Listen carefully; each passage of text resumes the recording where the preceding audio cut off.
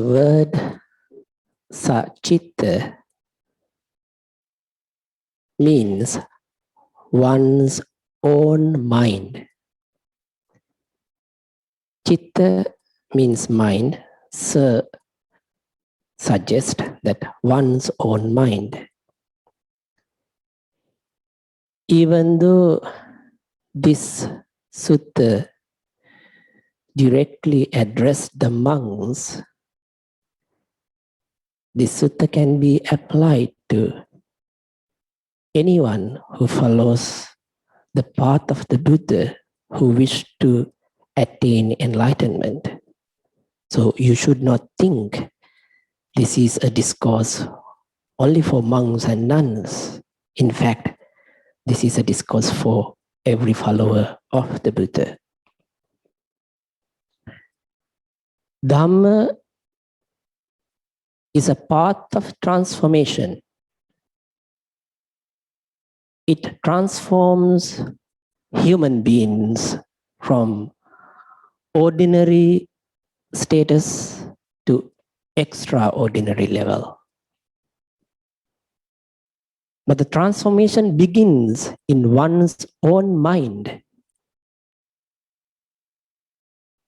Chittena niyati loko.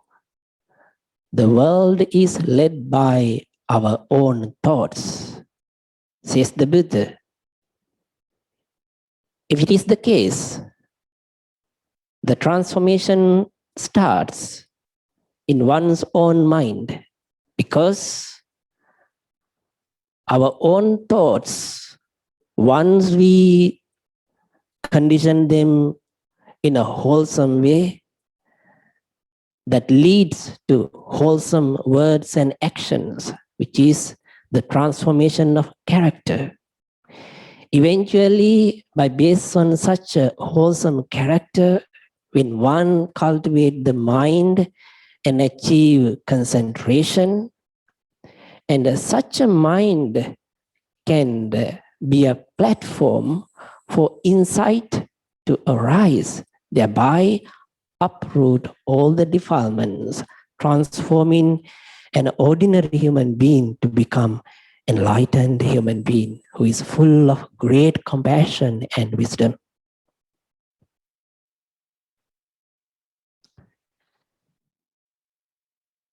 Sacitta Sutta can be compared with another important Dhamma verse found in Dhammapada. This is the very famous Dhamma verse which explains what Buddha's teaching is all about. There also you can find the same word Sacitta,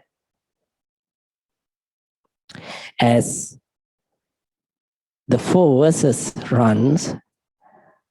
Sabba papassa akaranang kusalassa upasampada sacitta pariyodapanang etang buddhana sasanang. Summarizing what Buddhism is, it says, refraining from all evil, cultivating all good, and the most important, sacitta pariyodapanang, purifying one's own mind. And this is the teachings of the Buddha. So in this 4-line verse, in fact, 4 noble truths and noble eightfold path are summarized. This Sacitta Sutta that we are going to elaborate here also elaborate the same concepts. At the very beginning of the discourse, the Buddha says, someone who doesn't know how to read the mind of another human being should train himself to read one's own mind. This statement of the Buddha is very important for a few reasons. First of all, Buddhism recognizes the possibility of developing the human mind to a greater extent and achieve a superhuman ability which enable the practitioner to read the mind of other human beings. Buddha himself had supernormal powers, what is recognized as abhinya, and one of them is Ceto Pariyaya Jnana, the ability to read the mind of others. Other than the Buddha, there were many others, monks and nuns, who achieved this supernormal ability. However, the Buddha emphasized reading the mind of other human being is not something that everyone can do. But there is something that everyone can do. What is that thing that everyone can do?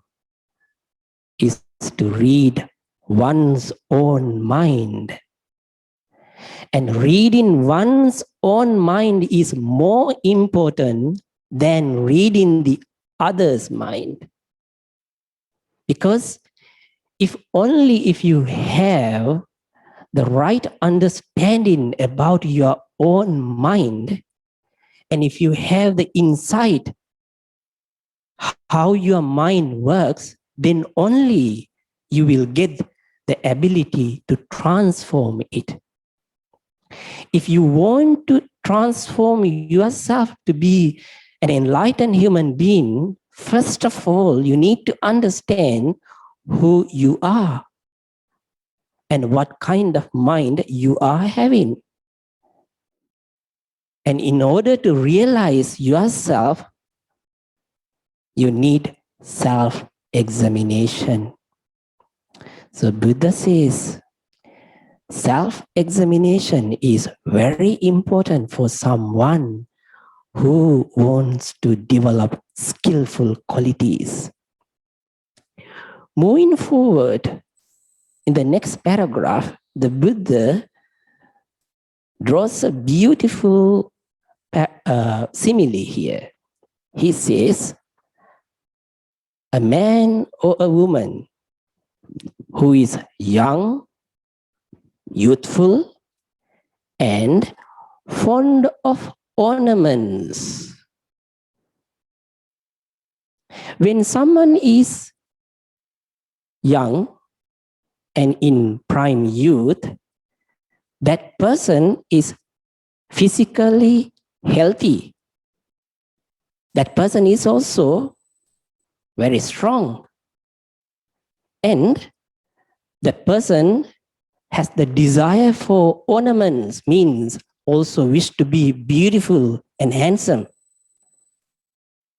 Then this person who wants to be beautiful, handsome, healthy, and strong will look into the mirror to see how beautiful am I, and always look at the face and the body.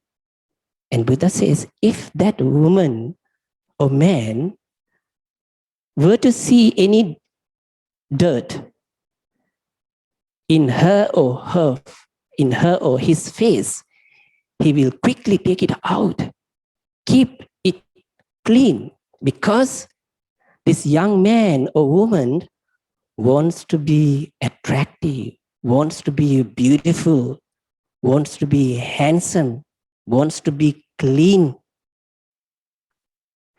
Drawing parallel, the Buddha says to the monks, exactly in the same manner, a young man or woman has a desire to have a clean face, beautiful face, healthy and strong body. A monk or someone who is following the path of the Buddha to achieve spiritual development must try to get rid of dirt from the mind. So what are the dirts? The defilements are the dirts, so we need to get rid of them.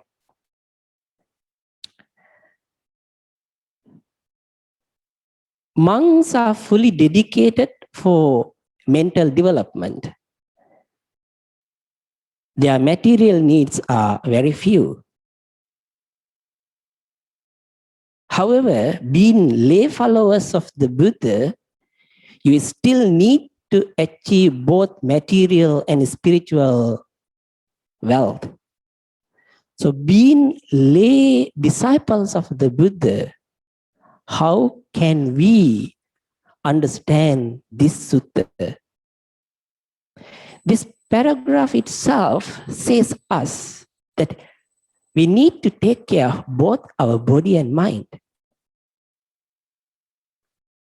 Many of us, we want to be healthy. So we take care of our bodies. We take nutritious foods and drinks. We are very careful with our diet. Why it is so? Because we want to be healthy. And that's nothing wrong. That's a good thing.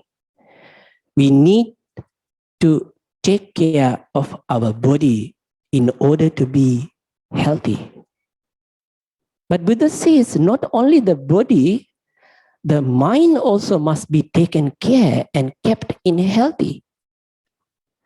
So when many people take nutritious foods and drinks to keep the body healthy, most of these human beings forget to take nutritious foods to their minds in order to keep the mind healthy. So Dhamma is the healthy food for the human mind. If you notice, the Buddha encouraged to get rid of all the negative, destructive, unwholesome defilements. He encouraged to think in a positive, constructive, and wholesome way. Dhamma is the healthy food for the mind. As ordinary human beings, we also want our body to be stronger, especially when we are young. So we do a lot of exercises. We go to the gyms, we go for running and jogging, and we do various kind of sports. And we want our body muscles to be stronger. But the Buddha encouraged not only the body, mind is also must be stronger. When you practice meditation, your mind becomes stronger. When you practice mindfulness on breath and various other types of meditations, and each and every meditation of these will make your mind stronger. You will develop mindfulness, concentration, attention training, and you will develop clear comprehension, wisdom. All these are wonderful, excellent qualities of the human mind, which can be developed through meditation. When we are young, we also want to be beautiful. We are fond of ornaments. We like to wear earrings, bracelets, and many other ornaments. We like to wear nice clothes. We want to be beautiful and handsome. We cut our hair and in different hairstyles, and we comb it, and we do a lot of facial stuff. And some people even go for plastic surgeries. We need our body to be shaped in a particular manner.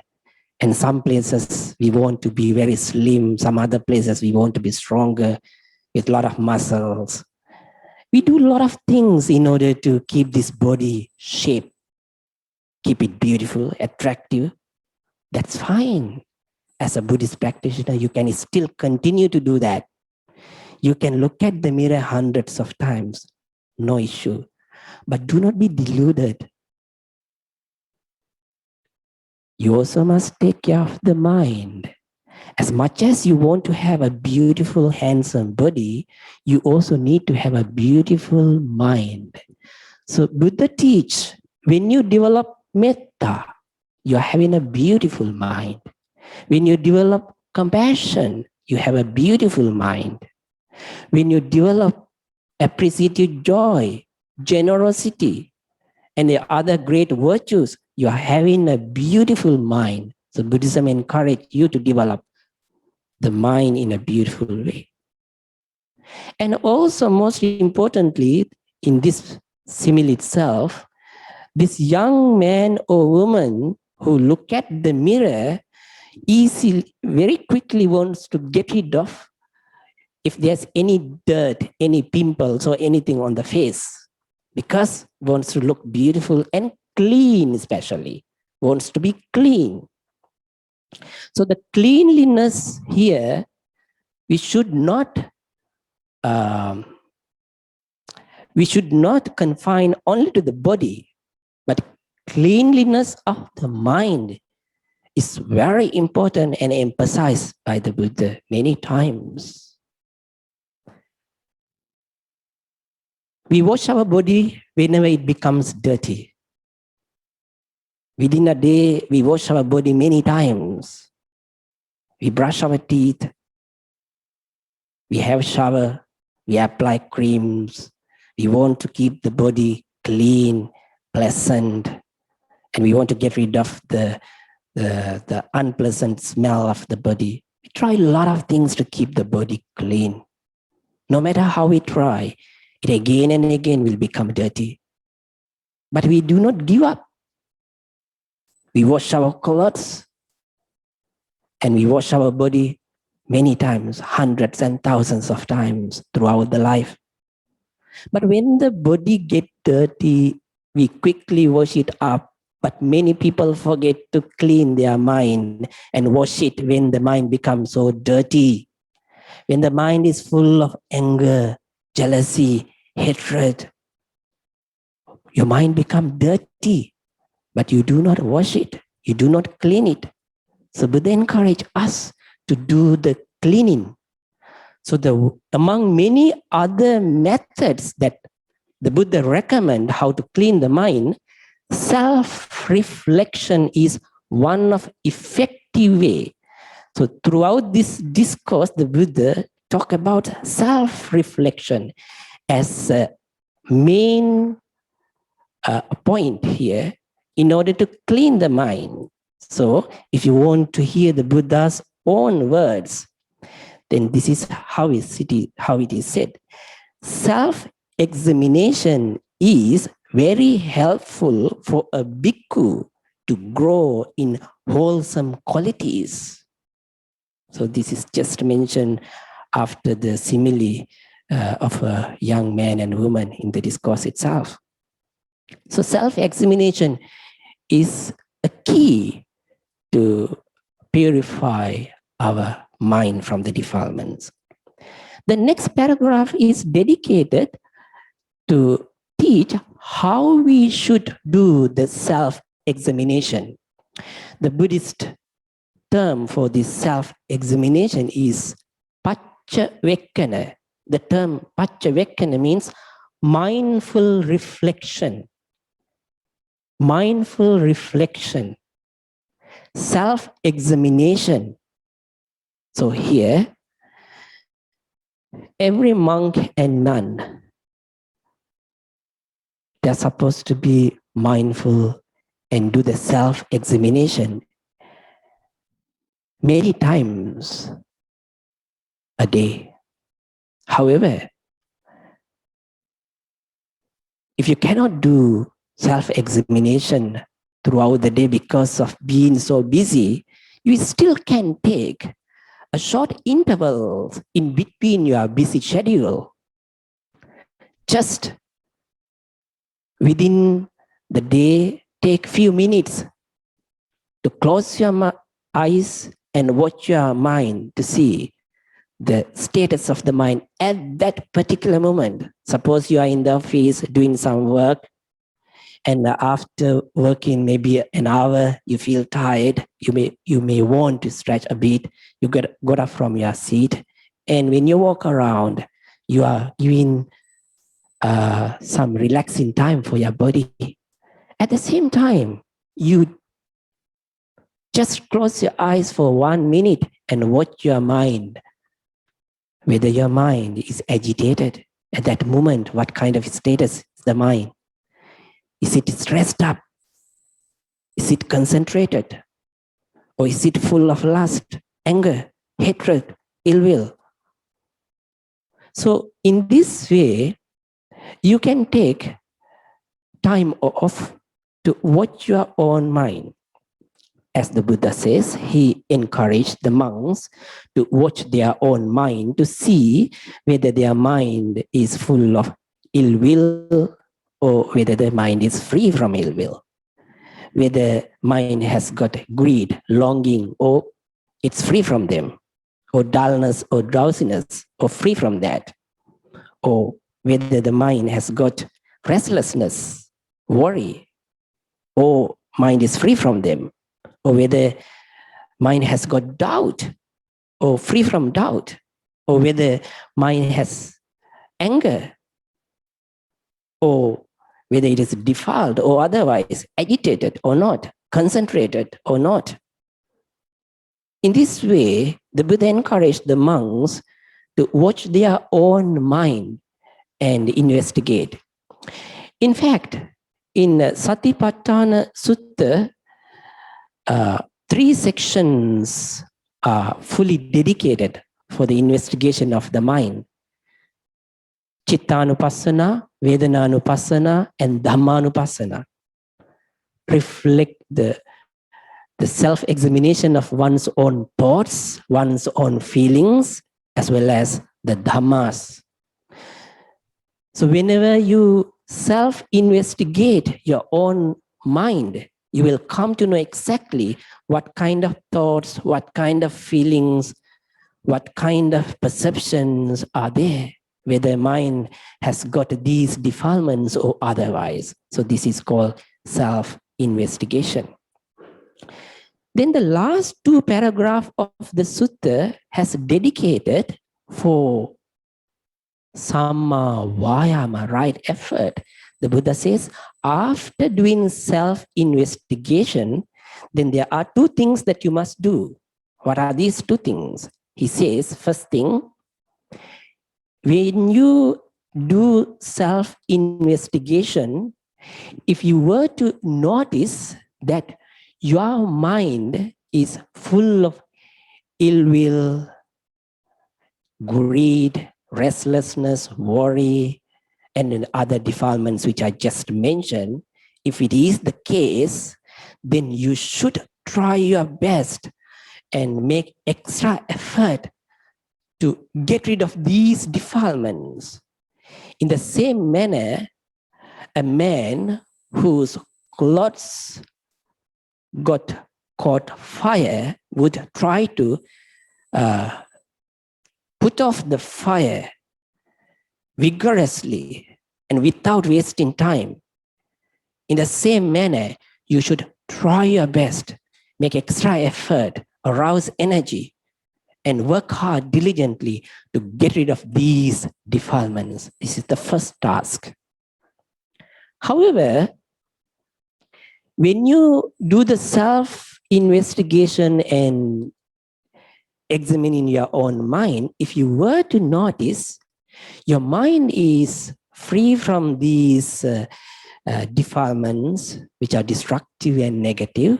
And in fact, you have wholesome qualities like concentration, mindfulness, and the other great virtues. If it is the case that your mind has got skillful qualities, then the Buddha says, you must work further to increase these qualities, develop them further, make them stronger, and until you break through the delusion and attain enlightenment. So the enlightenment is the goal. So here these 2 paragraphs are dedicated for Samma Vayama, right effort. In Samma Vayama, the right efforts are mentioned in 4 forms, 4 ways. We must make efforts to get rid of defilements that already having. This is one. The second, we must make effort to prevent getting new defilements into mind. Third, we must try our best to introduce new, wholesome, skillful qualities to mind. Fourth, we must try and make effort to increase those skillful qualities which are already having in the mind. So these are the 4 ways of effort. Of course, Buddha has summarized these 4 methods in this sutta into 2 steps. Throughout the discourse, there are 3 important points to be noted. First of all, the Buddha emphasized at the very beginning, self-investigation of one's own mind is in fact the beginning of the transformation.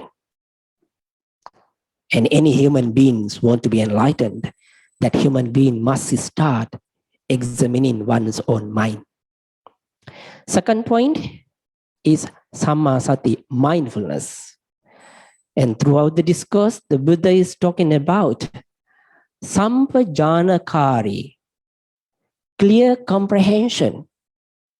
And in fact, he used the terms mindfulness and clear comprehension in 2 occasions in the sutta itself. In Satipatthana Sutta, we also come across these terms many times. Sampajanakari hoti, clear comprehension. And the other term is pajanati, clear awareness. Both are related to mindfulness. Means we need to be clearly aware of our mind, its feelings, perception, mental formation, consciousness, its positive side, negative side. All these are to be clearly aware. And the third one is then what you should do afterwards, Samma Vayama, right effort. Okay, I think this much is enough as a sutta exposition.